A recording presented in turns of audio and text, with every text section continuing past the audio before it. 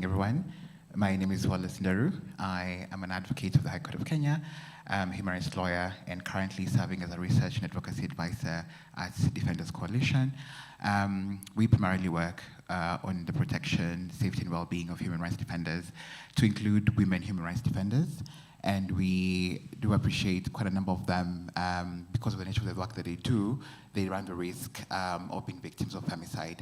Part of what we equally do as well is we work closely with Mercy on the end femicide. It's something we hold dear at the organization. But equally for me, from a personal level, is appreciating that anybody could be a victim of being killed based on their gender. Personal story is that my mom, unfortunately, was a victim, and that was 23 years ago. So when you have a murder which has not been resolved, no prosecution, that hits home, and so you don't want it to ever happen to anybody ever again. So for that, drew me to a lot to human rights work, women rights work, and I'm glad to be part of this panel to be able to discuss even more how we can be able to, carry on the conversation and what can be done.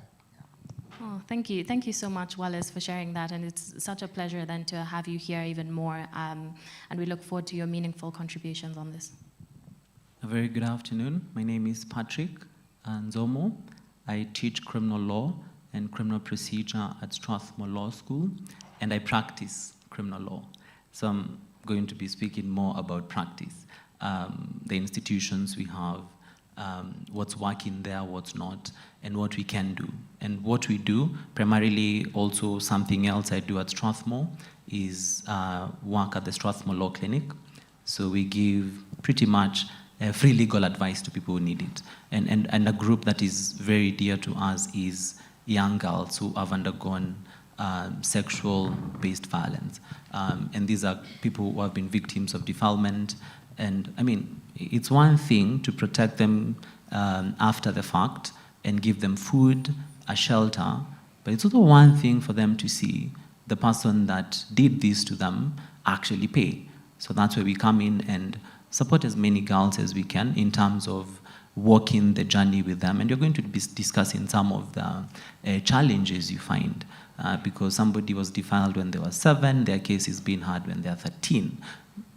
Pretty much cannot expect that child to remember what happened, and they're required to say all those things that we're going to be speaking about. Yeah, so that's why I'm here, and I'm happy to meet all of you and have this conversation. I'm looking forward to hearing so much about the work you do, especially you're there on the daily doing this kind of work, and especially in our court system, I can't imagine that would be easy. So I'm looking forward to sort of hearing the realities of, people who are victims of femicide and their families and how these cases are pursued. Coraline, welcome. Very nice to see you and Marie back there. Please tell us a bit more about yourself and the work you do in relation to femicide. Yeah, so my name is Coraline Demenil. I'm a French attorney at law. I'm licensed to practice law in Paris and in California. So I have the two different points of views. I lived and studied in India, which gave me also another insight of how the legal system can treat people. Right now, in my daily practice, I represent women and girls victims of domestic violence and sexual violence. I practice, like my colleague who just spoke a little earlier, I practice criminal law, but I also practice family law and domestic violence law. So basically, it's really about solving the situation. So when you want to do that, you have to go across the board. And I'm sure everyone who is a practitioner will have the same experience as me, which is you start from one field and then you meet this client who has a problem, and the client has a problem that he or she wants the lawyer to solve. And there, you get your hands into it and you find the solution in order to really help your client. So from a criminal lawyer, you become a lawyer to work on damages. And you have to do civil law. So you basically have to go all across the board. And as my colleagues were saying, what we see in how the legal systems, I'm going to say it as a plural, how it treats people, women and girls, even in France or in California, is really still full of amazing challenges. And you have a form, for instance, in France, where it's written, "We are here to help you." The problem is people believe that actually the person who is going to receive this form is going to be there to help them. It is a very, very strong sense of abandonment when what the legal system does afterward is not helping them out. And what the first person was saying, which is, you grew up in a patriarchal society, I'm sure it's true in Kenya, well, it's also true in France, it's also true in California, and it's also true in India where I live. So we are all together, and thank you so much for organizing this panel. I think it's very important, but that we do share those, not only stories, but also practitioner experiences. So thank you. Interesting. Thanks so much, Coraline. I think you've already alluded to some very important points, and I look forward to seeing, how the similarities between what you and Patrick are seeing in both of the, our courts in the different countries, and also, like you said, drawing some linkages between the experiences of women in France and in Kenya, and seeing, what the protections are on both sides. Marie, over to you. Thank you very much. I am a PhD student in France in non-discrimination law. I graduated from Sciences Po Law School, and I completed an internship with a lawyer specializing in the issue of violence against women, which gave me the opportunity to learn the legal and judicial mechanisms of the French system in both criminal and family law. The following year, I wrote a master's thesis on gender discrimination and domestic economic violence under the supervision of Professor Marie Mercabrin, a specialist in non-discrimination law. And after that, I decided to continue my research in the form of a thesis under the supervision of Marie Mercabrin. And I currently share my time between my work as a legal advisor in a law firm specializing in defending employee victims of discrimination, and my thesis research, which is entitled "The Individual and Collective Remedies for Discrimination in the Workplace." Thus, my perspective on the subject of gender-based violence is relatively transversal, as I try to understand how the specific gender-based violence is dealt with in criminal law, but also in family law with the protective measures, and also in human rights and labor law. For example, what are the links between discrimination and harassment in the workplace and gender-based violence in general? So studying the sociological reality of gender-based violence is also important from my point of view for considering the relevance of and limits of different legal responses. So I'm really happy to be able to discuss those subjects with you today.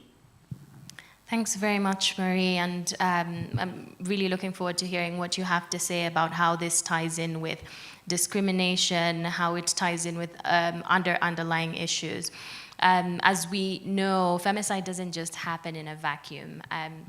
Part of covering it is, I've learned, and activists kept saying it over and over again, it happens, many women who eventually die from femicide either, suffered gender-based violence beforehand. And, what's interesting, I use interesting loosely, but is that many women die at the hands of someone that they knew. It's not usually a stranger necessarily killing someone. So it's usually people we know. And I think this is really what struck women and really just struck a chord in some of the deaths that we saw earlier this year. And so I would love to hear in the audience if there's anyone who understands why femicide, or how femicide is different from, let's say, homicide.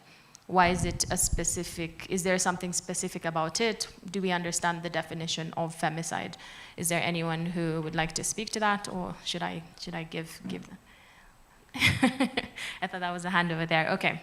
So femicide is a killing that is specifically targeted towards someone because they are a woman. There are circumstances around them being a woman that allow that killing to happen. It could be, discrimination that allows that to happen. It could be, sexist cultural norms that allows that to happen. It could be vulnerability of them as a woman in relation to an intimate partner relationship. So there's a dynamic to it where it's different from women can also be killed in what is, a homicide. They can be killed in other ways that have nothing to do with their gender. So the aspect that makes femicide different, and, I think Mercy will speak to that, and some of the demands that the women who took to the streets earlier this year were calling for as far as legal protections, as why they wanted femicide to be specifically criminalized as a separate act.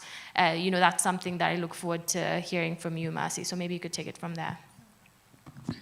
I think I'll do justice if I read the names of the women that we've lost. I won't read all of them, just a few that I have here, which are in the statement that we mentioned in January, so maybe just a moment of silence. We remember 25-year-old Malkia, Milka Mwangi, Baby Bree, Margaret Auma, Binti Abdi, Shailene Mokeira, Edna Kurgat, Faith Chepkirui, Caroline Mwatha, Sharon Atieno and her unborn baby, Penina Kaimenyi, Fiona Kasayu, Masi Keino, Berry Louma, Mildred Odira, Helen Kwamboka.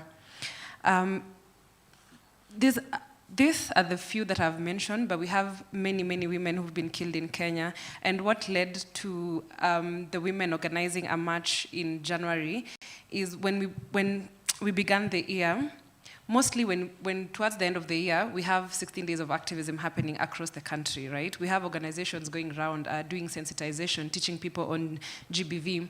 So we did all that work, but beginning of January, by the time we were getting to 27th January, 7 women had been killed. So there was Starlet Wahu was killed by John Matara in the Airbnb. And then there was, again, Rita Waini, the 20-year-old girl whose body was dismembered. I think by the time it was getting to that point, we were very angry as women in this country because we were like, it's only January, but we're every day on the news, someone has been killed, a woman has been killed, a woman has been killed. So what happened is we came together, women from all walks, women athletes, queer women, the lawyers, everyone joined into the march. And we organized the march in different counties. The major one was in Nairobi, and I think we all saw how big that protest was. And while we were protesting, we were really, really asking the men if they could stop killing us, because they're the perpetrators. And as you had said, statistics show that these cases of femicide, most women are killed by their husbands, relatives, and people they're intimate with, right? Rarely a stranger. And in most cases, I'd give an example of the late international athlete, Agnes Tirop. She was killed, she was murdered by the husband a week after she had just won a marathon. The reason why she was killed is because of ownership of property, right? Just because sometimes in our cultures, women were not allowed to own property, have a lot of money more than the man. So in cases like that, you find where there's economic abuse that has been there before, which translates now to gender-based violence and then ends up to femicide. So part of the reasons why we went to the street is because some people have reported the cases to the police. I'd give an example of the late athlete we buried last month, Rebecca Cheptegei. She had reported the police in February, this year, that her life was in danger. She reported a week to her mother that her life was in danger, but nothing happened. You know, the guy still doused her in petrol. So these are the things that we are talking about. Like, why is it that even if I go and report and tell the police my life is in danger, no action is taken until I'm dead? That's when we're like, oh, she's been killed.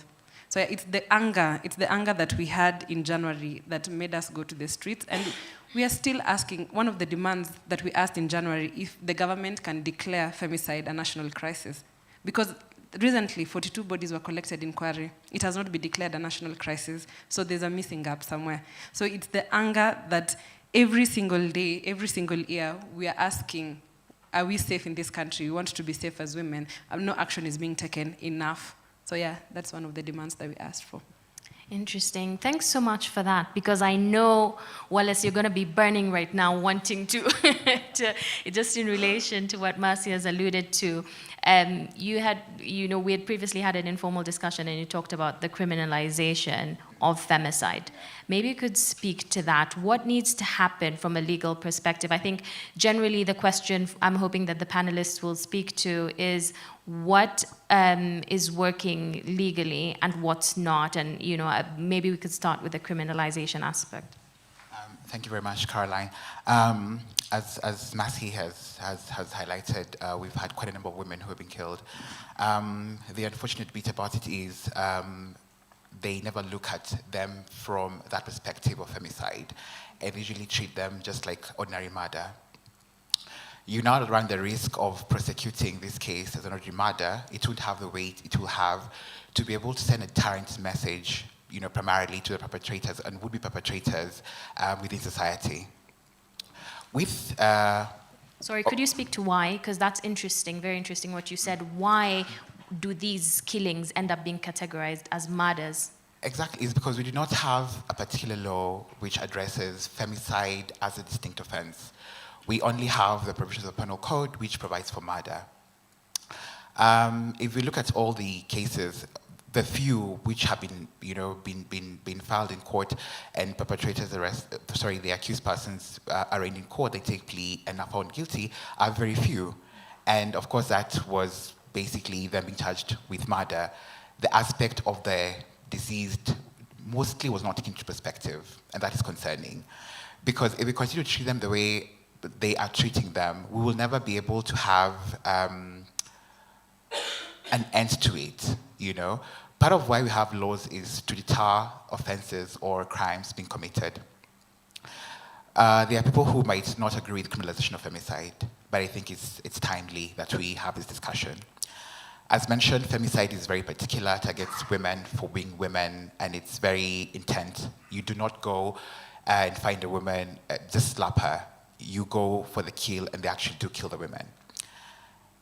There needs to be now a proper working definition of femicide. There needs to be a proper offense created in the law on femicide and how it will be prosecuted. As mentioned by Mercy, the many names she listed, only a few have gone to court.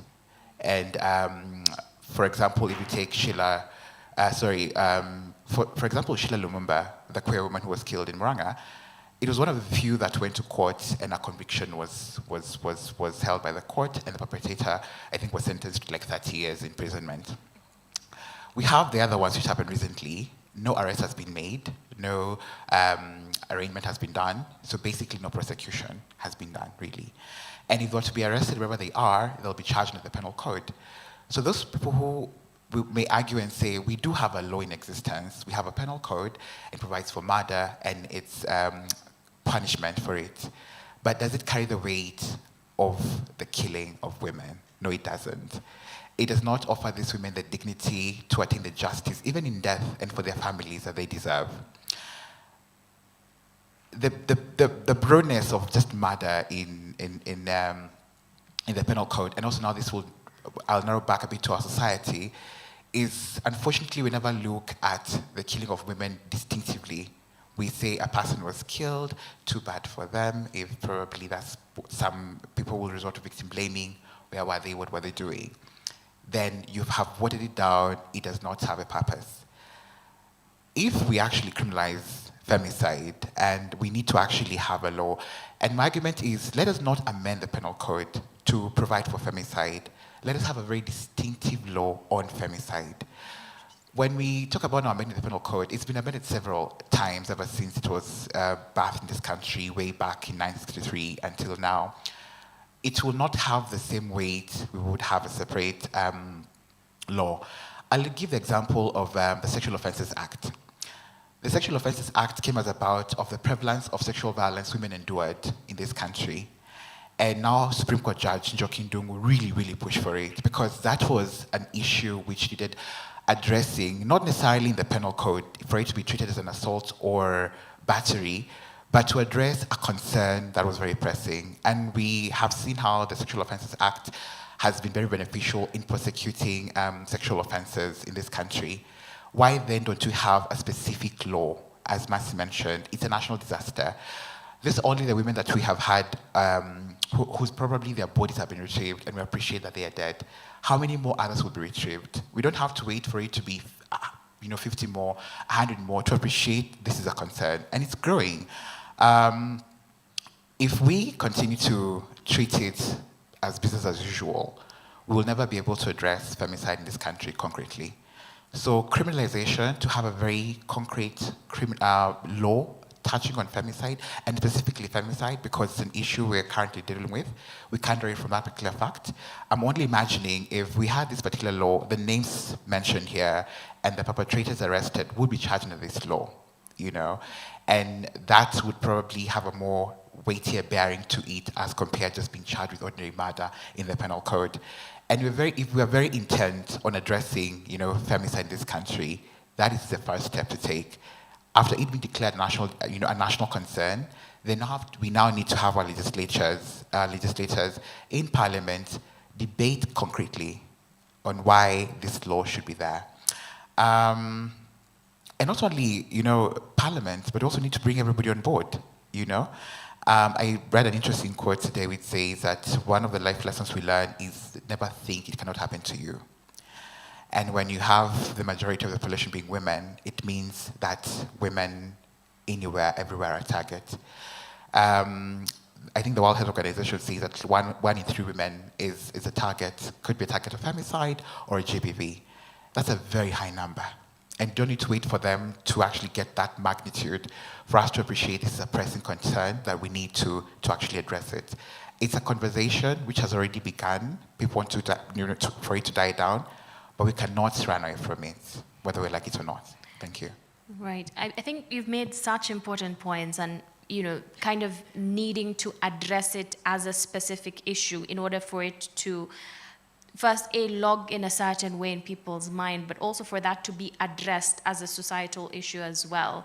I do wonder, Patrick, do you think that, having femicide as a specific crime could change anything that you're seeing in the courts? What are you actually seeing?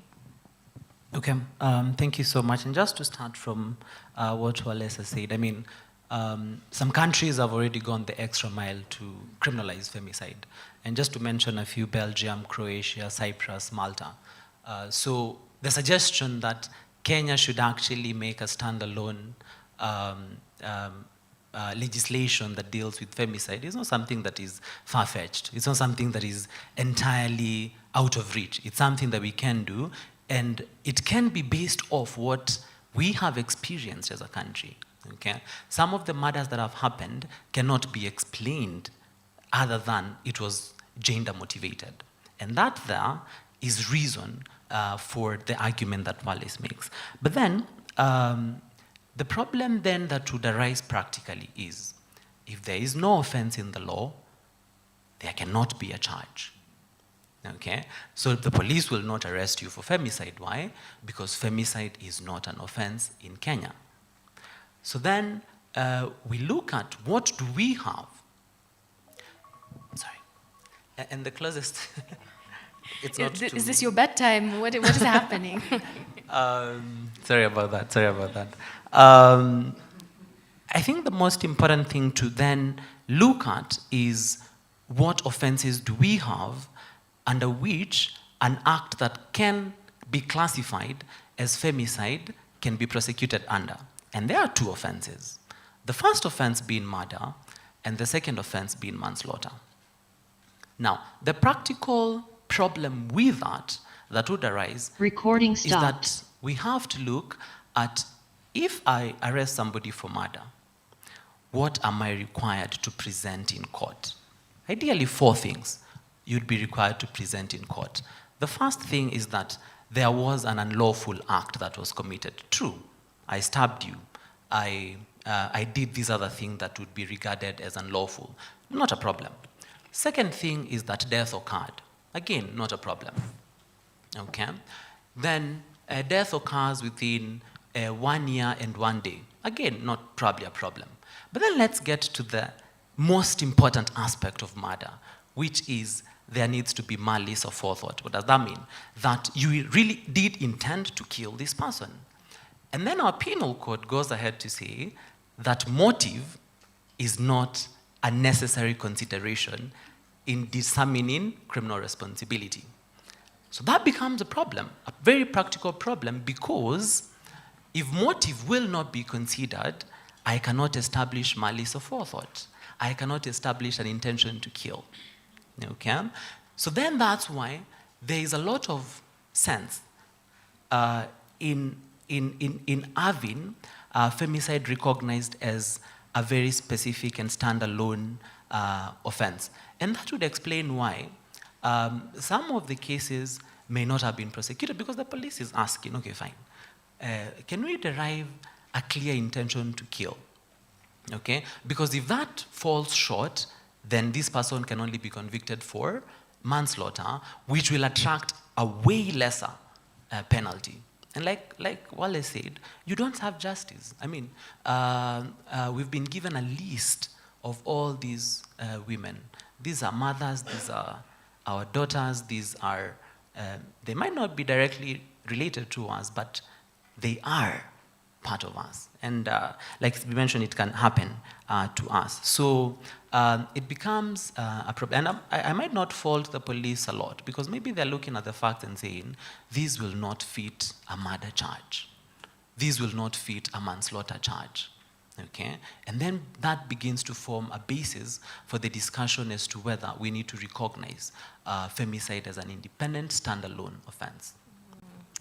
Interesting, very, very insightful there. I didn't know that regarding motive, and that's, that must be very, very difficult to witness on a day-to-day, having to go or shoot for lesser charges when, it could be, I mean, there was much more clearer context around what happened. And I think you and Wallace have alluded to the fact that it's important to prosecute the nature of an actual crime for families even to have closure as to what happened. Interviewing families who lost someone to femicide, I saw it's a very personal thing. People want the recognition of what happened. You're finding fathers now speaking out about misogyny, speaking out about the kind of sexism we see here, and I'm talking about people from the older generations. There's a lot of movement. I think we've already made such progress to see people now even understanding what femicide is, which is why I was, mentioning that at the start, because it's important to just break down that conversation, and have people understand why did thousands of women take to the streets in Kenya to call for this to be specifically criminalized. I'd love to have context from Coraline, if you could speak to the issue of what is happening in France, just sort of the murders we've seen here of Rebecca Cheptegei and others that happened throughout the year in Kenya. Is there something similar that's happening in France? What are the trends, and what's working legally and not? Yeah, I was hoping not to say this, but when I was quickly researching for this conference, I said, okay, what do I have in mind right now? Well, I have in mind the murder that you mentioned of Rebecca Cheptegei in Kenya. In France, I have in mind the murder of a young girl, her name is Philippine, 19 years old, raped and killed very recently, September 24th. And I also have in mind the rape and murder of a young doctor in Kolkata on August 9th. So yes, it is up there. Femicide is a term which was coined by Diana Russell, and the first time she used this term was actually in Brussels at the International Conference on Crimes Against Women. And she noticed that the first time actually that at a public conference, somebody said that basically a lot of homicide, when you look at all the homicides all over the world, a lot of them actually are femicide, when you look at the fact. So what she was advocating for at the time, and we are in 1976, it's been a while, was to recognize the sexual politics of murder in itself, when you just look at the fact. And she was saying that from the burning of witches, from the widespread customs of killing women, killing young babies, female infanticide, to the killing of women under the pretext of honor, what we have is a long trend of actually murder of women. Now, when we think about it as an attorney, I mean, I'm totally joining what Patrick said. And basically, to go further, I would say if we could at least get a prosecution and a conviction on homicide, it would be a good battle. Not even femicide, like give me the homicide, give me the conviction for homicide. And I hope that very soon we'll be able to get this additional layer of understanding which femicide brings, which is the fact that this woman was killed by this intimate partner because she was not only a woman, she was his woman.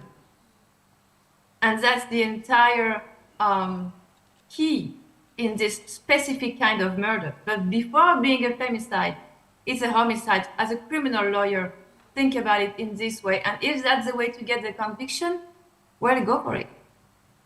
Interesting. And talking about the sexual politics of murder, I have not heard about that. That's so interesting. And, you know, really, really great pointing out that this is something that women have been trying to point out since decades ago. It makes you both sad and hopeful that, you know, I mean, I don't know, with the conversations that are happening in Kenya, you saw, despite thousands going to the street, it was such a win in so many ways. I feel it was a big win for awareness. It was also disappointing at the same time to see then that, you know, some points of action didn't manage to make it through. But you make absolutely brilliant points, Caroline, and I think it's interesting that you're saying, let's get the homicide, like even that, you know, is not necessarily happening. So that's a very unique view from what you're seeing at the courts happening there in France. Marie, over to you. Yes, I'd love to hear your thoughts on sort of what you're seeing, the situation in France.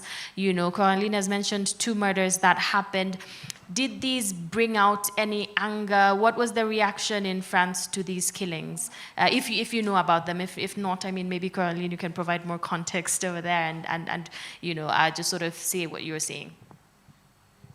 Yes, thank you. No, of course, it brings out a lot of anger, and I think it also ties on the debate about the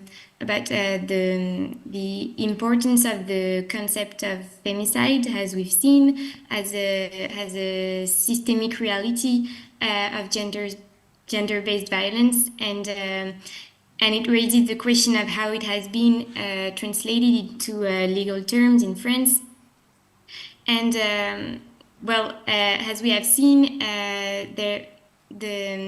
the terms designating gender violence, such as femicide, do not appear in the penal code, in the criminal code. And the question of this translation is interesting because some researchers, some feminist researchers have a debate on the issue. For example, a legal historian called Victoria Vano explained that the concept of femicide enable a fact to be identified socially but have no legal evaluation. And this idea is interesting in the way it ties on the debate about the translation into legal terms. So, for example, we can ask the question of, does recognizing the specificity of femicide mean that it should be incorporated into criminal law through the creation of a new offense? And this is a question that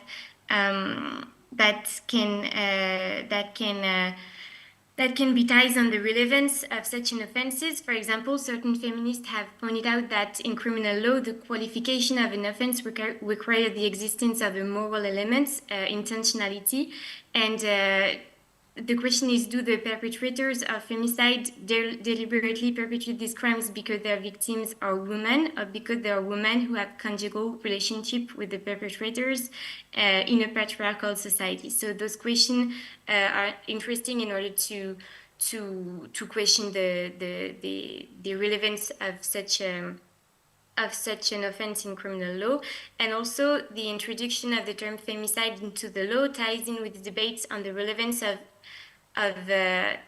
the relevance and of effectiveness on the approach, the punitivist approach to combating gender-based violence. And as we have seen, the fight against gender-based violence is not really I mean the way that the failure of prison-based approach in the fight against gender-based violence can be seen at the fact that the number of femicide and the number of sexual-based violence in France have not decreased, despite the fact of creation of new offenses. So all those questions need to be understood as the fact that a number of laws have opened up the possibility of a more structural understanding approach of violence against women.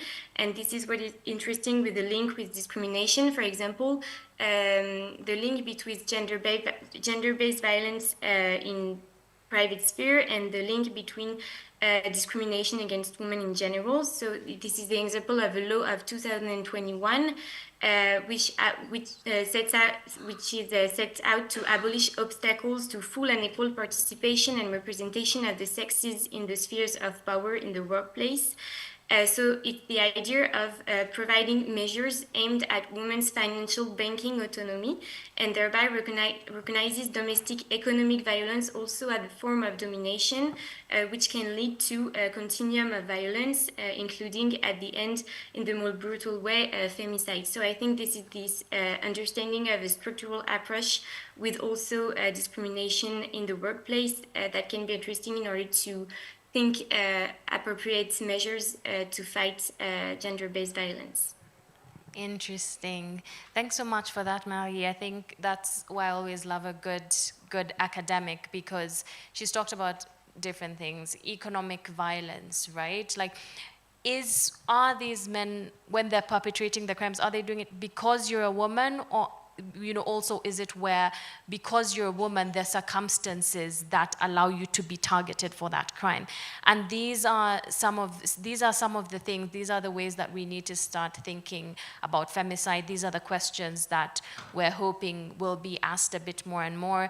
But it's just as we said, even for our legislators to be able to get there, there does need to be a bit, the public discussion has already moved the needle on some of these discussions. And I'm curious to hear now from you guys what you've seen, like what you feel is working from a legal standpoint to even enforcement or otherwise in terms of contextually, or what you thought about the femicide protests that happened, what you were thinking about how this is a global issue, just really your thoughts as the audience. Is there anybody who would like to offer a comment? Okay, so we have one person. We'll start with you and then move over there. Yeah. If you could just give us both of your names and your comments. Okay, cool. Hi, guys. My name is Anne Wanyoike from Power Radio, and I just wanted to comment about media reporting.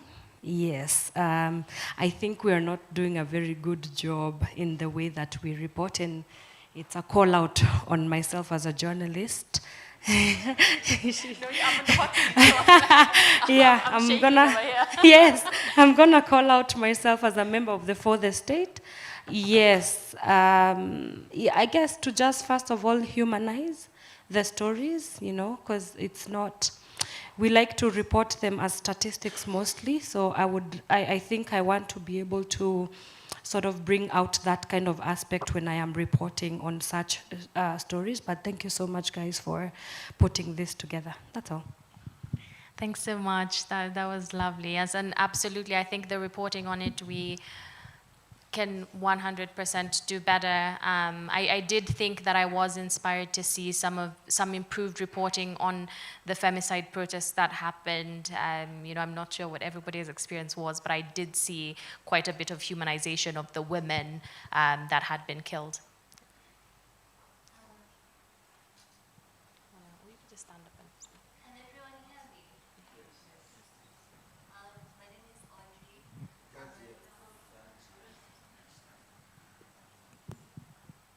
My name is Audrey, and I'm a student of law.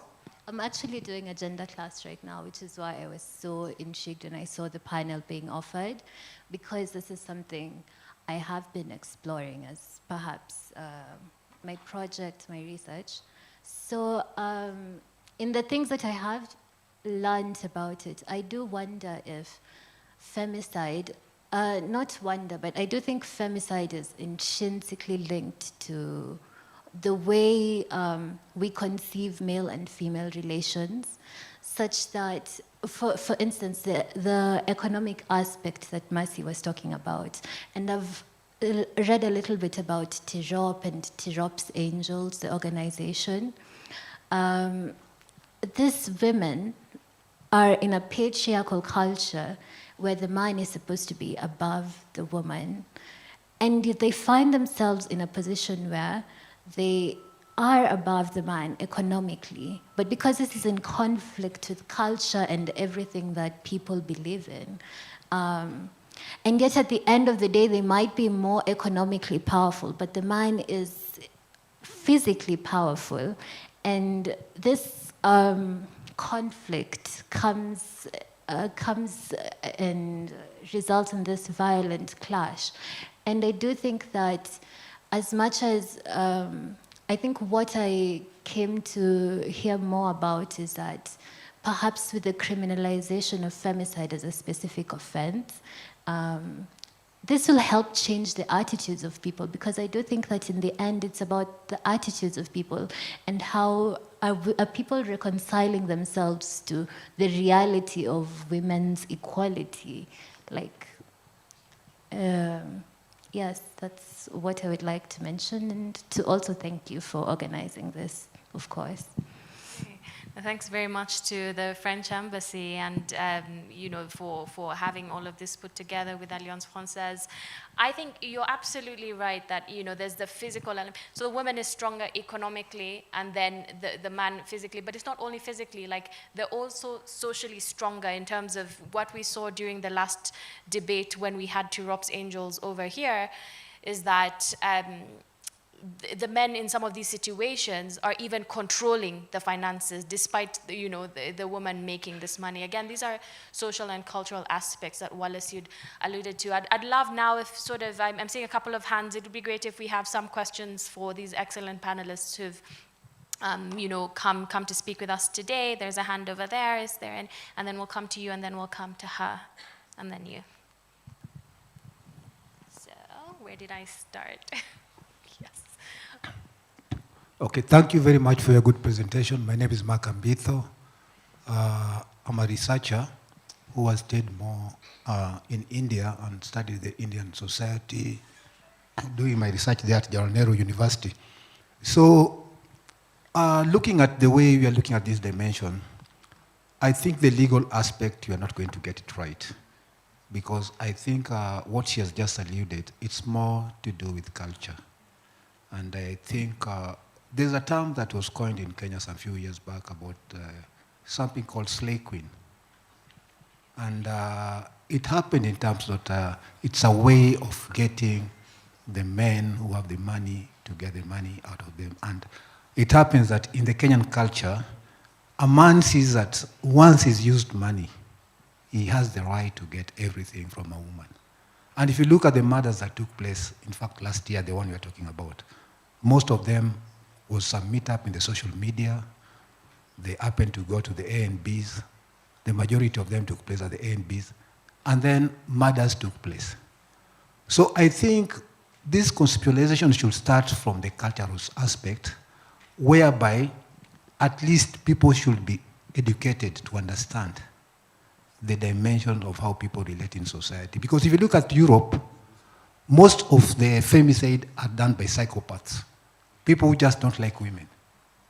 They just, I've studied this. Okay, so hang on, you're raising very interesting points here, even before the psychopath dimension, which I'm pretty sure Carolina and Mary will have something to talk about there.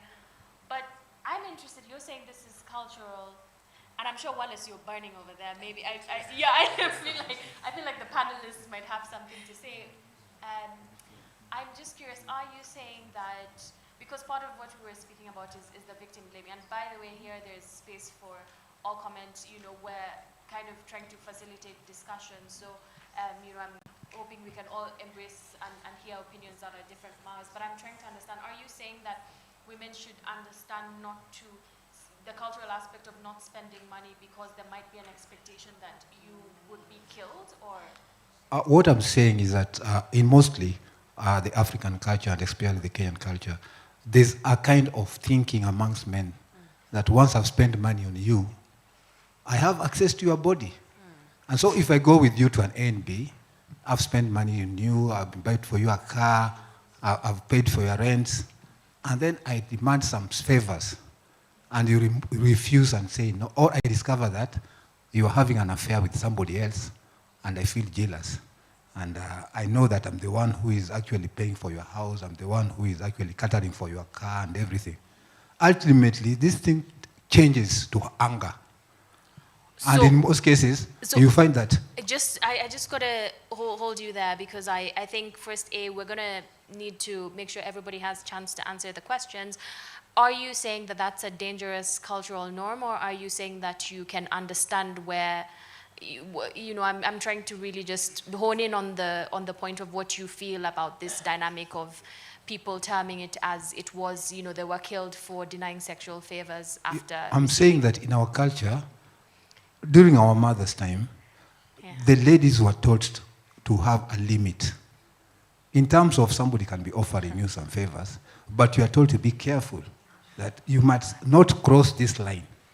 Because if you cross that line, you are making this man to be so much attached to you emotionally in such a way that I come to your house, I'm paying for you a house in Rwanda, I'm paying 550,000. I bought for you a Mercedes Benz. And then I come to that house. I find my friend there. And I know from the watchman, tells me, my friend, when you're not here, this is a man who sleeps here.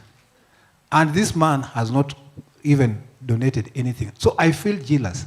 In most cases, instead of turning this anger to this man, men in Kenya normally turn this anger to the women. Because I have to.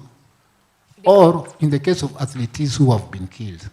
Case studies have been that. I think you'll have to shorten the question now, just so that we have other questions as well, and the panelists have time to respond. I think we've gotten where you're heading with that question, and what happened, the teachings of our mother's time, and the kind of debates we were seeing on social media is the feeling. So I would love to just maybe open it up to the panelists, if your thoughts on that.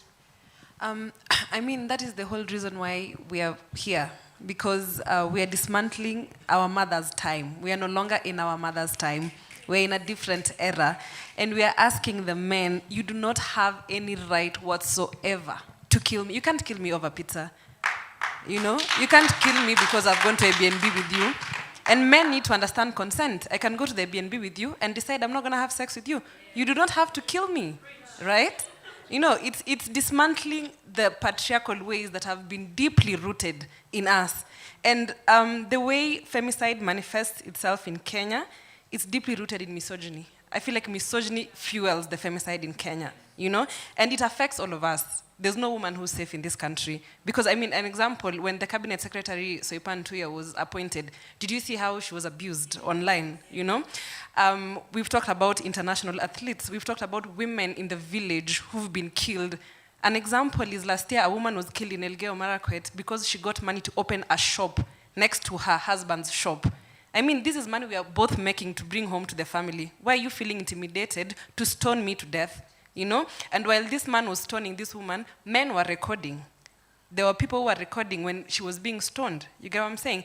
So again, we are saying we need men allies in this fight of femicide. As you have mentioned, the cultural, if you could speak to another man and tell another man, you know what, you can do all these things to a woman, but it does not give you a right to kill this woman. You tell this man, I need you to understand that I am a full human being, right? I have autonomy over my body, I have agency over my body. In fact, they need to recognize that women are full human beings on their own, right? We are full on their own without having to be considered, I'm under someone, I'm under, because the moment you find yourself feeling like you're above me as a woman, it means you're controlling me. It means you've taken the control out of me. That means I am at your mercy, you know? And men need to learn how to handle emotions, you know? Like, if I cheat on you, you don't have to kill me. I just cheated because I wanted to cheat, right? You don't have to kill me. It's a decision that I made. So men need to know how to handle their emotions, you know? And when you say psychopaths, we can't be giving excuses for murder of women. We cannot. We cannot continue giving excuses. And lastly, as I finish on that point, I think if we could all take home the fact that we are friends, like I'm not your enemy, right? And as you had said about the media, how the media reports in a manner that it showcases how men hate women, right? Like the media reports in a manner that it's very degrading of women. And in one of our demands as End Femicide movement is that we're asking the media, could you please humanize these cases, you know? And again, when you look at the statistics that we have in this country, we don't even have like money allocated towards the Department of Gender or in the different county assemblies and in the National Assembly. And as we speak, the CS Gender has not been appointed, you know. And again, we're asking, as they appoint the CS Gender, can they appoint someone who's informed so that we don't get someone who goes and says, in our mother's time? You get what I'm saying? So we're asking, can we get the feminists to sit on those positions so that we can know how we're going to handle these matters. Yeah. Thanks very much for addressing that. I want to come to you, Wallace, but I feel that we need at least one of the French panelists to speak to this issue of the psychopaths. Coralie, do you want to, are the femicides in France being committed by psychopaths? I mean, it would be too good. How amazing. Only a psychopath is going to kill you. The problem is, no. This guy is going to be your husband, your brother, going to be your cousin, your aunt. Is going to be somebody who doesn't have any psychiatric condition. So it's too bad. The answer is no. It can be anyone. And right now, maybe Mary would want to talk about it, but there is a very famous case where a man has been drugging his wife and giving her to strangers who were recruited online to rape her in front of a camera. And this is going to take months of trial in order to figure out which of these guys is guilty of what. And those guys are everyone. They are everyone, random guys, not psychopaths. Right, Mary? Yes, I totally agree. I think this trial is really meaningful in this sense because there are lots of persons involved and a lot of and we really can see how those men are not psychopaths and how they are everybody. And I think it's a really important thing to understand in order to address gender-based violence and to understand that this is a continuum and this affects all spheres of society, all classes of society. And I think this is really important to understand in order to think of appropriate measures, emergency measures, resources, and I think the deconstruction of the idea of psychopaths is a really important thing to understand in order to do so. I mean, thanks so much for that. And before we come to you, Wallace, I'd just like to say to the gentleman at the back, I mean, obviously here, we're such a diverse audience, and thanks so much for sharing thoughts, you know, even where they might not be 100%, you know, welcome in all corners. I think that's part of getting to the point where people can understand where each other is coming from. I think the issue really is that many times you're finding someone like even Agnes Tirop, who was killed in a femicide, who owned the money. You know, that's why we're talking about victim blaming, because it doesn't just, you could be killed in a femicide after not even having the pizza. You're the owner of the money. You get what I mean? So it's literally when people then say she was killed because she went on a dinner date, how do you quantify her life? You know, it's that quantification of her life, and you're thinking, you've got to think if you're, you know, I don't like the statement where people say if this was your sister who went on a date and then was killed over, as Marcy said, a pizza, would you think that was, you know, that a comparison should even be made. And, perhaps that might change, but I think it's really more so about coming to a point where we don't even have to ask people about if this was your sister or this was your mother, but where we actually get to a point where we see women, as just having that full humanity in and of themselves. But thanks so much for asking that question. That sparked very important discussions. Wallace, we'll come to you. Just looking at the audience, is there anybody else who's sort of hoping to speak? Oh, it's getting hot over here. Okay, okay. Let's have Wallace, and then we'll pick that up. Thank you very much, Caroline. I always say when women are not investments. This are not stocks and bonds you invest in, and then you're going to reap benefits or interest at the end of the day. And you have to be very careful, because the moment you blame the victim, we're empowering the perpetrator. Because then we're laying justifications that you should have seen it coming. And the reason why we're talking about even the criminalization, and I will disagree on the legal aspect before we come to the cultural, will be there needs to be a deterrence. And there cannot be a deterrence if you've not specified what exactly you're deterring. When we have it in law, and before you talk, I know somebody might argue about over legislation, but sometimes we are forced to address particular pressing issues which are current and are here.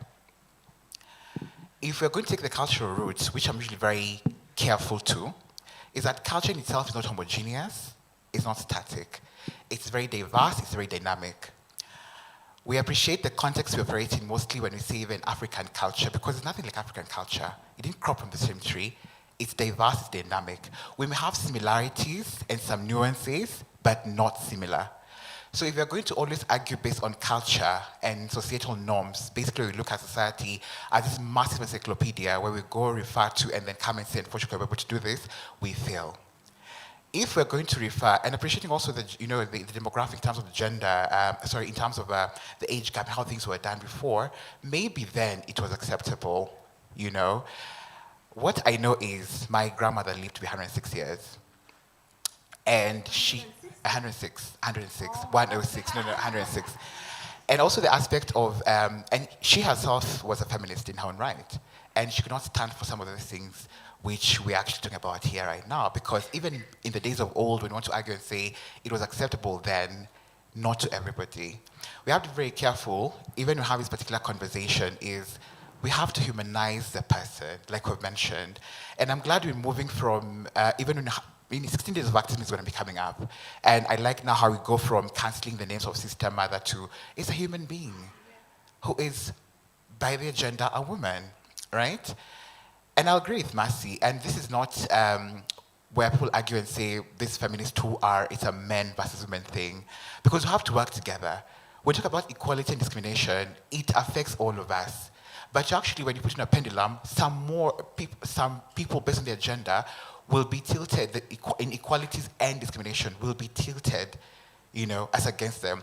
How do we level that? Right? How do we bring everybody in the conversation?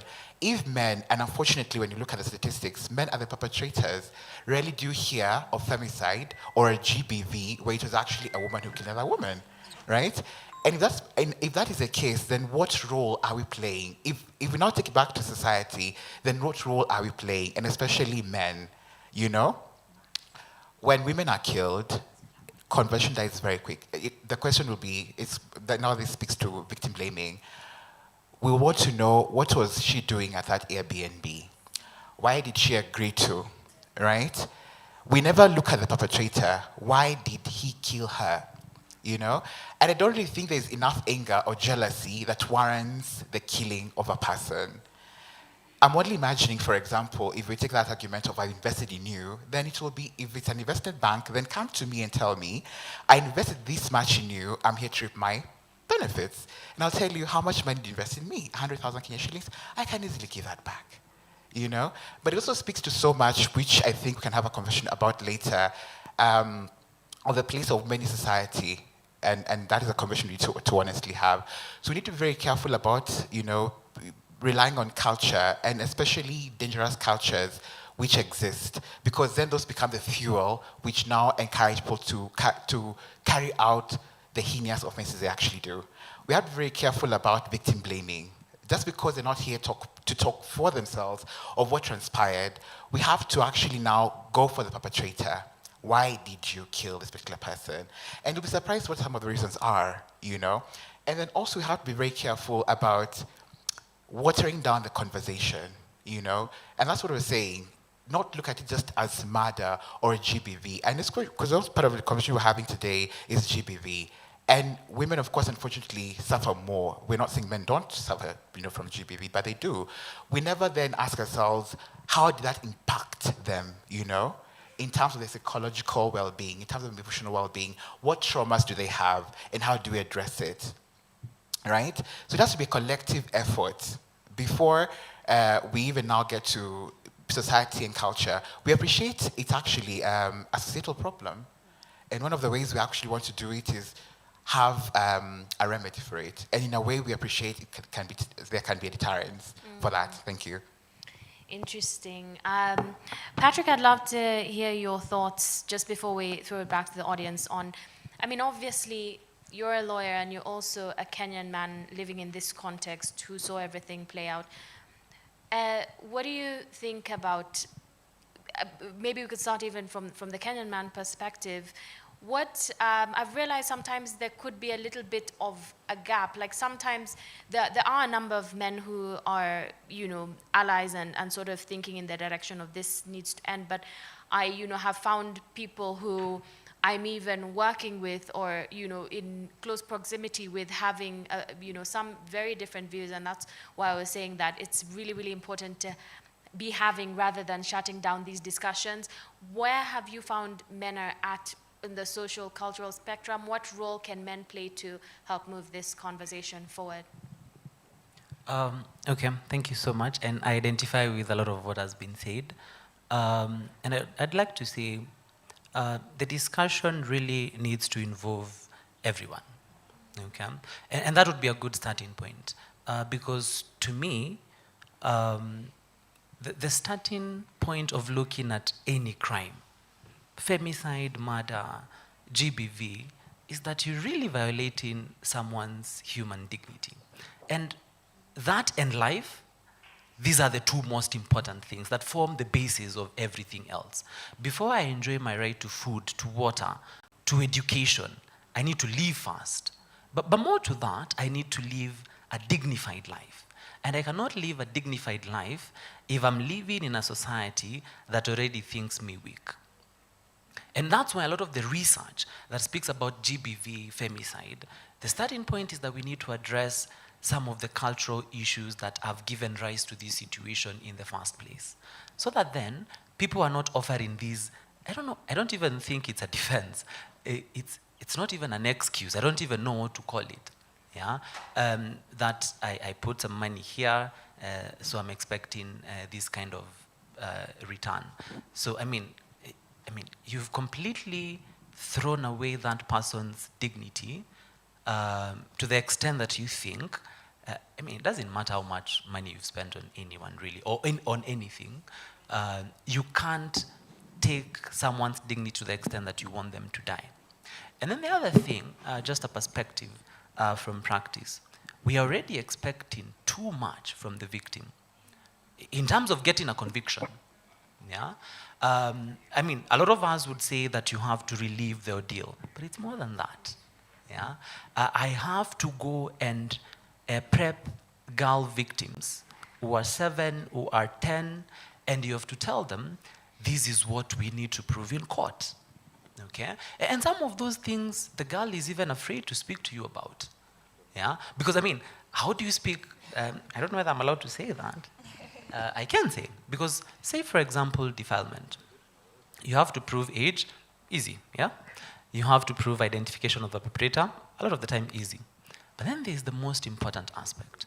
You have to prove penetration. How do you do that? You have to say specifically, with specificity, what did they do?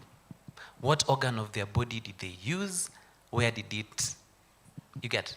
And that's a child, a victim, okay? A lot of the time they've not been subjected to any counseling sessions or any of psychosocial support that you'd expect.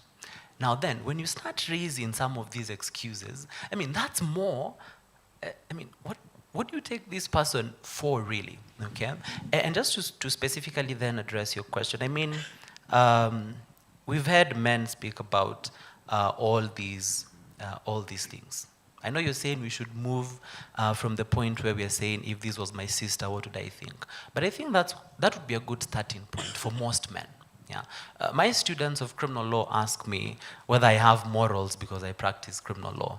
If I represent somebody who I know very well killed, and I tell them, please come ask me that question when it's your dad that is the accused person, or when it's your mom that is the accused person. The same, just same thing. Yeah, come tell me that somehow when you spend money on someone, that warrants you to kill them, or not even kill them, not even that extreme. Do something to them, yeah? If that were your sister or your mother. And then that person changes completely, yeah? Because it's very easy to speak about person X that is completely unrelated to you. That happened. I mean, he spent, that's okay. But just bring it closer home. Bring it closer home. Assume person X is your sister or your mom, yeah? Would you still say the same thing? And that mind change is what really is going to push us forward. And it needs to begin with everyone, okay? It's not just saying that these are the victims or it's a women's conversation. It's not, because it's not. And something was said that it can be you, okay? And when it's you, maybe femicide will not occur to a man, yeah? But it can be somebody close to you. Okay, and I think when we look at this conversation from that lens, then we begin to propel ourselves, because we're coming from this point.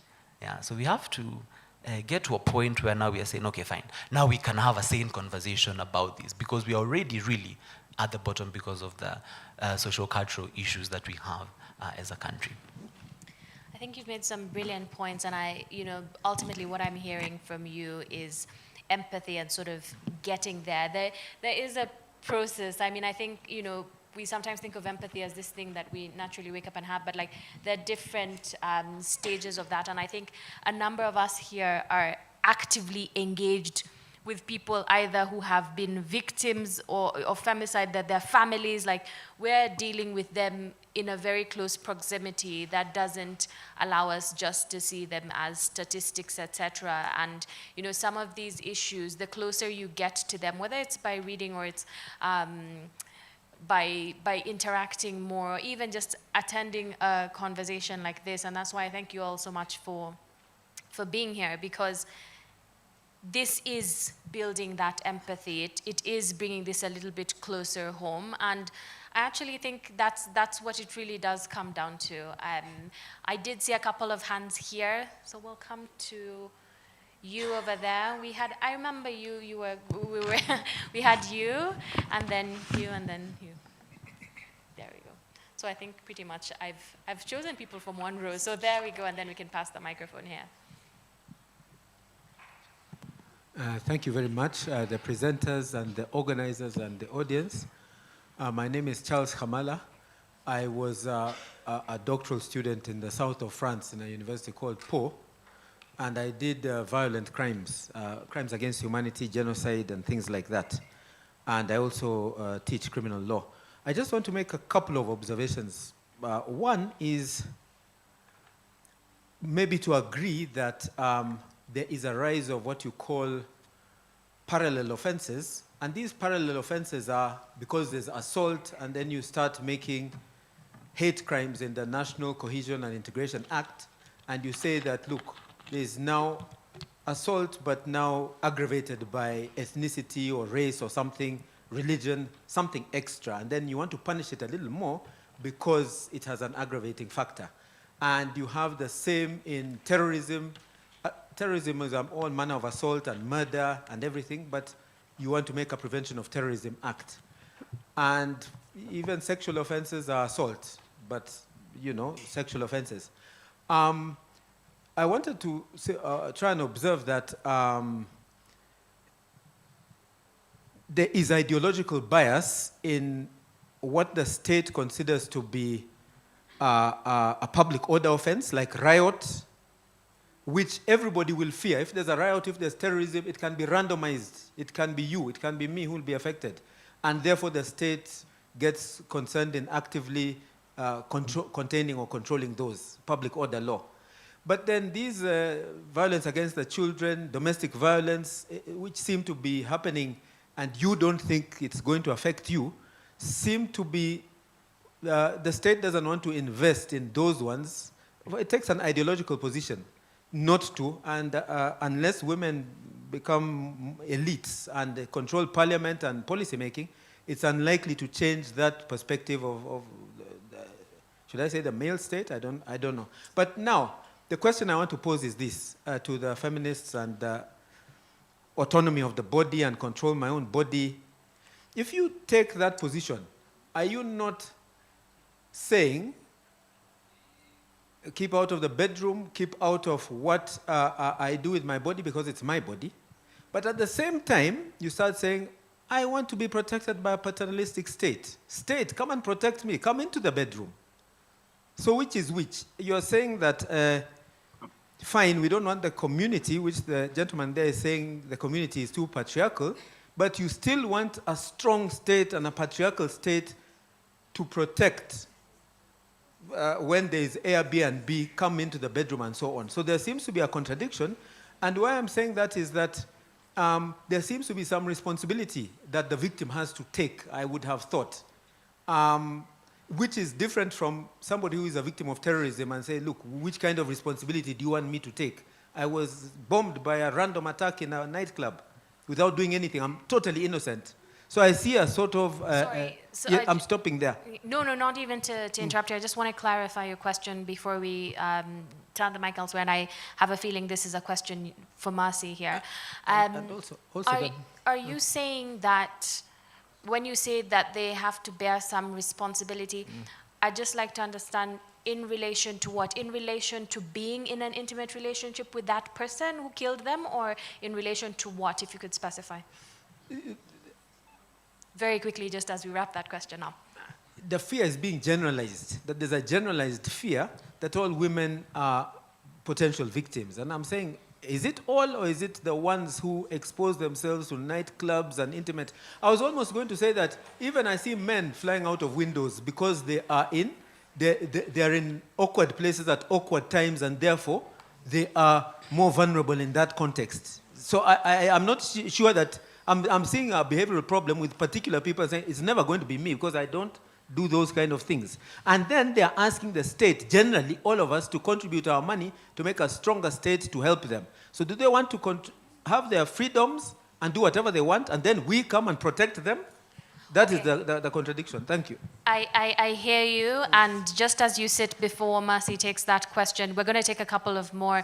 But as you sit, I would urge you, as we pick this up, to do look at the statistics of the women who are being killed, the nature of these killings, where they're happening, who is doing them, and if these people are all really in clubs or dangerous situations, as you say. Because as we alluded to, this is being done by intimate partners, people who are just close to these women. These are boyfriends, these are husbands, these are not, unique situations. So if you could, I think we're going to have to move away from that, but I think we've gotten the sense of your question. One sentence. Yeah. The vast majority of victims will be men, of murder. They'll just be men.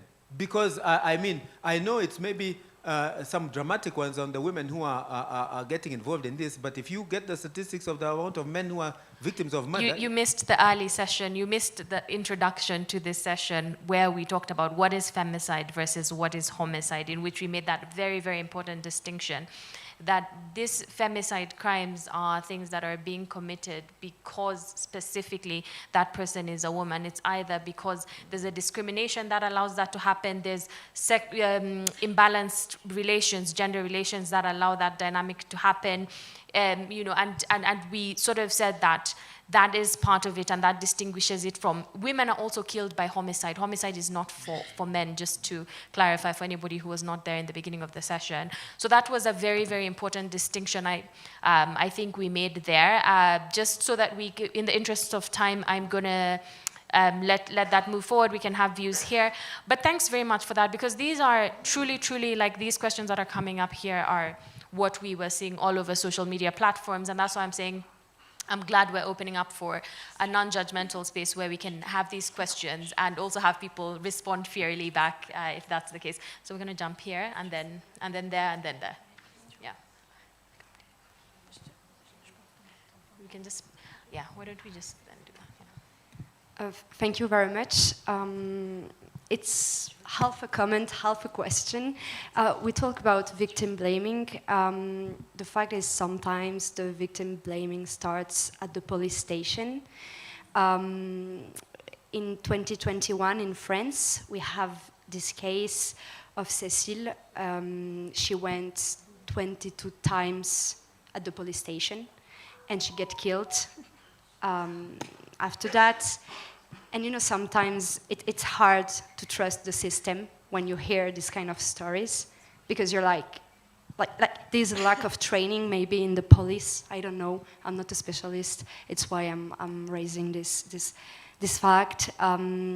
It's because how can we feel safe when we heard this kind of stories of a woman who went 22 times at the police station?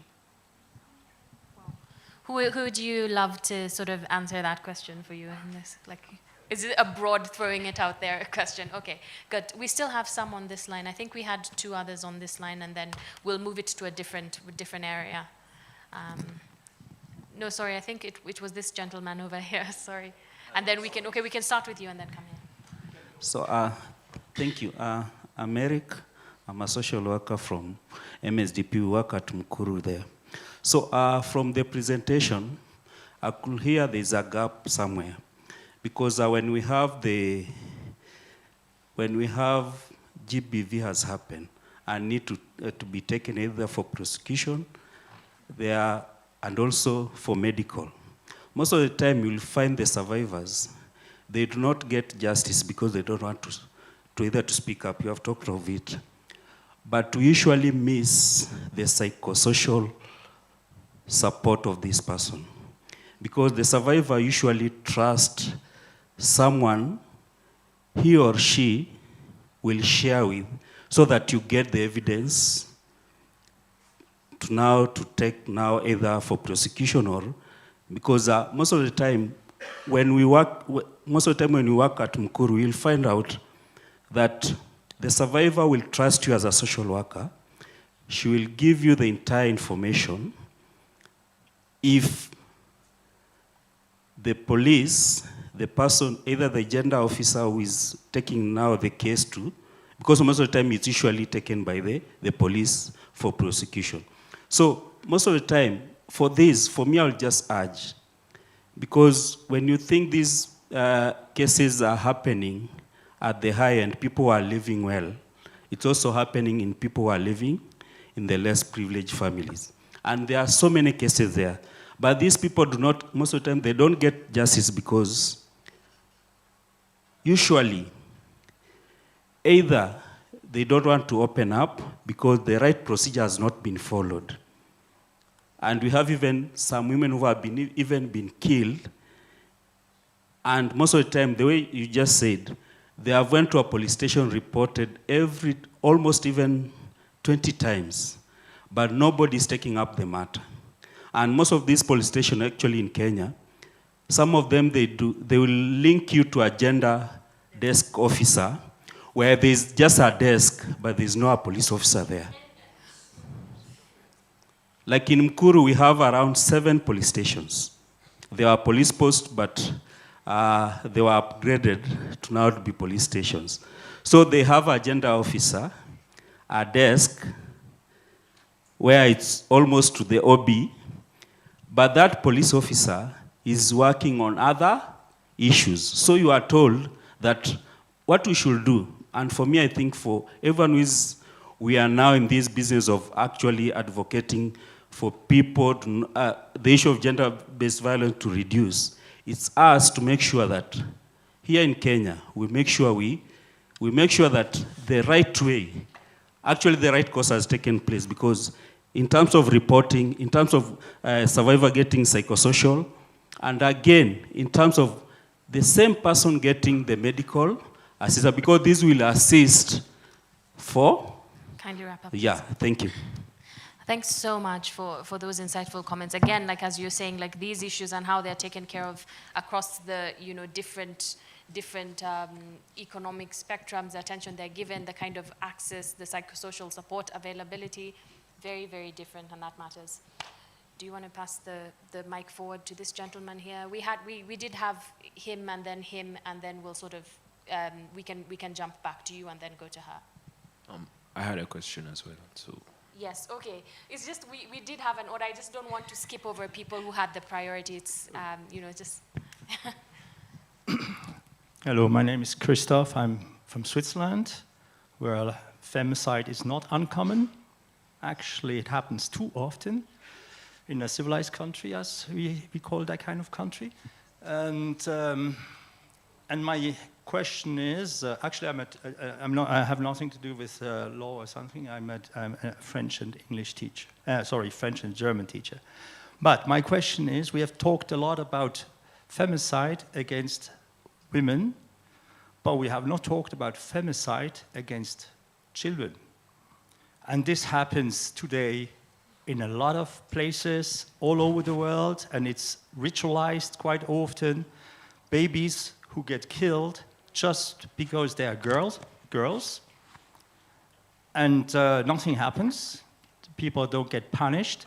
It happens in countries, also in Kenya, with in tribal societies where circumcision is still practiced on girls, and arranged marriages.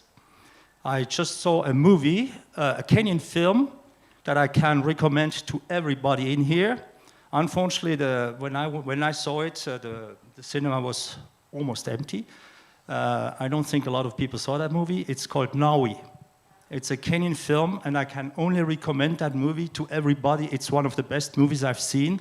And my question is, in this kind of situation where children actually die because they're too young, they get married to old men, and they are 13 years old, their body cannot handle the pregnancy, they are forced to. And this is exactly what the movie is talking about.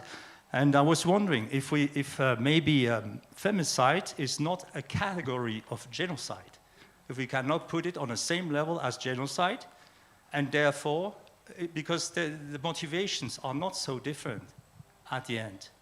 There's genocide, is maybe more organized crime, but there's also femicide, which is ritualized quite often. And from the moment on where we put it on a level, we elevate it to the level of genocide, it goes to courts that are international, the ICC, crime against humanity. And I think this is a case of crime against humanity. So that was my remark. Gotcha. So we'll pass that on to him. I'm also selecting so we make sure we have like a certain gender balance, country presentation balance and things like that. That comment, first the idea of civilized versus non-civilized countries, very, very loaded. But I think you've made very, very important points about the categorization of femicide. I don't, and as regarding children, I don't know, Marcy, if you'd have thoughts about that or any of the other panelists. I understand it where you're coming from, especially here we have context of FGM and situations that, women, children who could die in that context and are women and we're in that situation. So that's a brilliant point, and I think I'd love to hear thoughts from panelists on that. I'm just gonna take two more and then we can through to the panelists. So you did have your hand up for a while, so we'll just have this line and then I'll come back to you there. Okay, thank you. My name is Hassan. First, thank you for the panelists for arranging us the gathering here and discussion. It is a very serious and important issue we are here up to. Fortunately, when we entered here, we feared the crowd, so we gathered together within.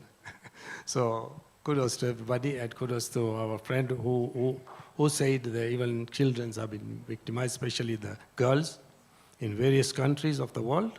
He's very right. Brother there, he gave a comment.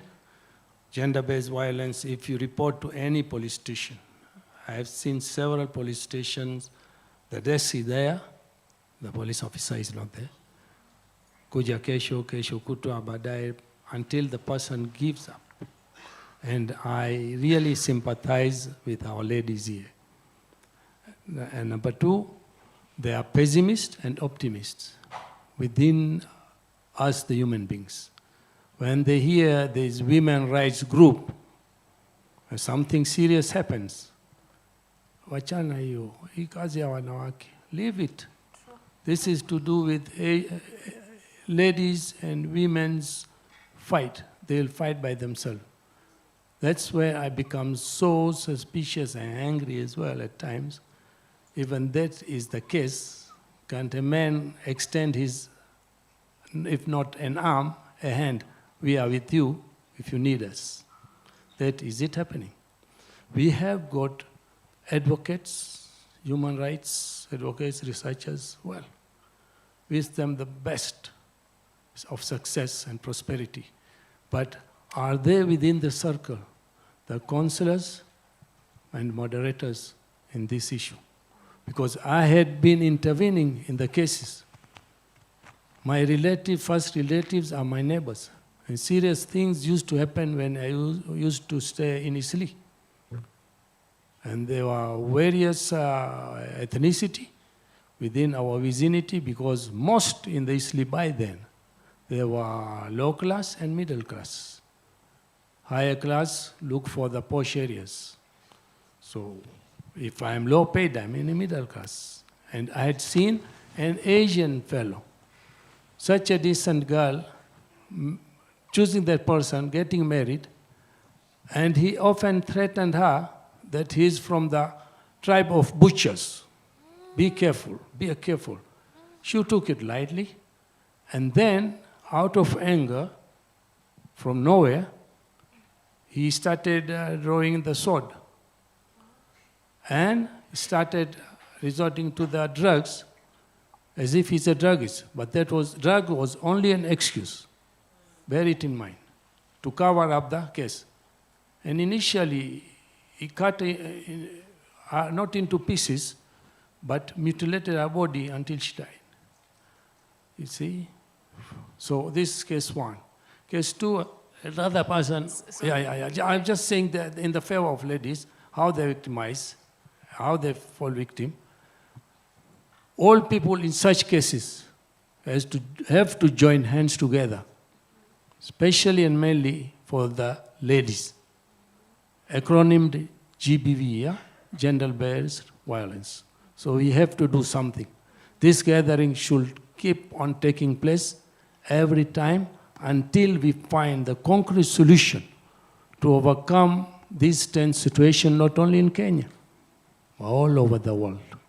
We join hands together, march together, help and assist our advocates, lawyers, and the missing thing is the moderators and Thank you. Yes. counselors. Thank you. Bye. Absolutely. To your left. That's such a brilliant point about, you've said so much within that, and especially about being allies and male allies, what that can look like. These things are happening in our neighborhoods. They're not happening to other people. I think if you're, if you live in a country where femicide is happening, or if you just live in this world really, to be honest, like cases of women getting killed and women facing threats like what you mentioned, can you imagine? These are realities. Like, I don't know, I'm pretty sure if I speak to most of the women in this audience, they will know of a situation where either they or a friend close to them has been absolutely insecure and facing insecurity, and has seen situations where that could have gone a different direction. So thanks so much for. To